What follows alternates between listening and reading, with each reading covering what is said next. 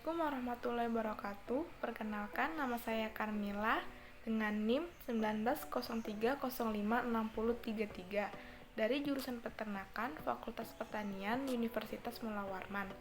Dibuatnya video ini untuk memenuhi tugas praktikum mata kuliah Ilmu Nutrisi Ternak, yaitu dengan mengunjungi toko pakan dan menjelaskan tentang sistem pencernaan unggas.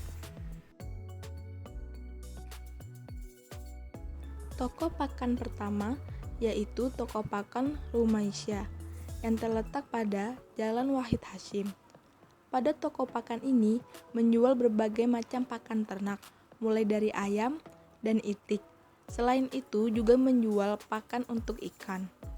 Pakan yang dijual seperti bama, jagung, pur, dan dedak. Contoh pakan yang dijual pada toko pakan ini yaitu bama untuk ayam pedaging umur 21 hari sampai panen dan pakan itik untuk umur 23 minggu sampai dengan afkir.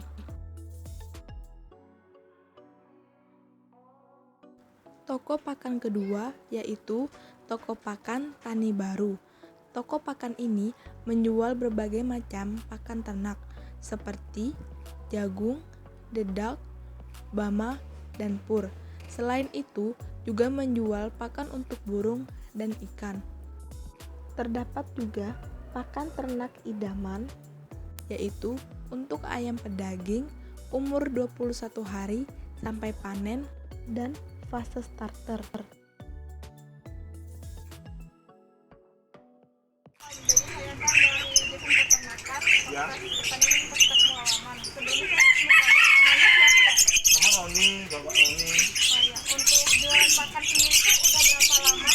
Kurang lebih 4 tahun lebih, 2016. Untuk melengkapkan bahannya sendiri seberapa lengkap ya, dan jual pakan apa aja? Pakan ayam, pakan burung, ada juga pakan ikan. Seperti ini Mbak, tapi tidak lengkap, ada beberapa merek aja.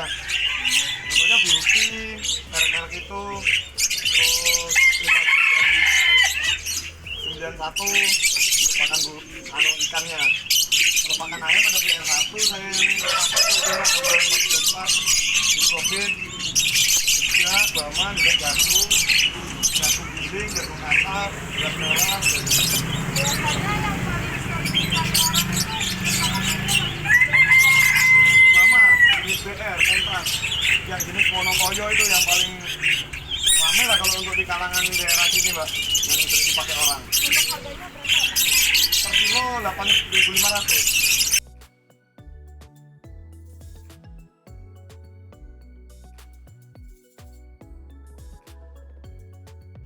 Proses pencernaan pada ayam dimulai dengan pakan memasuki mulut dengan melalui paru dan diteruskan ke esofagus dan dilanjutkan ke tembolok atau crop, kemudian memasuki proventriculus dan gizzard, selanjutnya yaitu ke usus halus. Pada usus halus terjadi penyerapan nutrien yang terkandung pada pakan yang dikonsumsi oleh ternak. Usus halus dari ayam terdiri dari duodenum, jejunum, dan ileum. Selanjutnya sekum. Pada sekum terjadi beberapa aktivitas. Terjadi absorpsi air di usus besar, kemudian menghasilkan feses yang akan dikeluarkan melalui kloaka. Pada ayam terdapat organ aksesori seperti hati dan pankreas. Yang pertama terdapat paru sebagai pemilih makanan dan penyalur ke mulut. Pada mulut, unggas memiliki lidah dengan bintil perasa yang hanya memiliki 25 sensor perasa, sehingga unggas tidak terlalu bisa membedakan rasa. Di dalam mulut unggas tidak terdapat gigi, sehingga pakan dimakan dalam bentuk utuh. Pada mulut menghasilkan saliva yang berfungsi sebagai lubrikasi agar bahan pakan mudah disalurkan ke esofagus. Di esofagus terdapat gerakan peristaltik yang berfungsi untuk menyalurkan atau memindahkan pakan yang dikonsumsi menuju crop atau tembolok untuk ditampung terlebih dahulu sebelum ke organ selanjutnya. Tembolok berfungsi sebagai penyimpanan dan mensekresikan lendir agar mudah disalurkan. Terdapat sedikit aktivitas mikroba sehingga ada beberapa bahan pakan yang dapat terfermentasi. Pada proventriculus terjadi pencernaan secara enzimatis. Terdapat proses menghasilkan asam klorida dan menstimulus atau mensekresikan pepsinogen.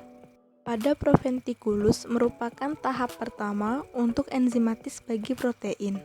Pada gizzard terjadi pencernaan makanan secara mekanis. Gizzard juga dikenal sebagai perut muskular atau perut otot.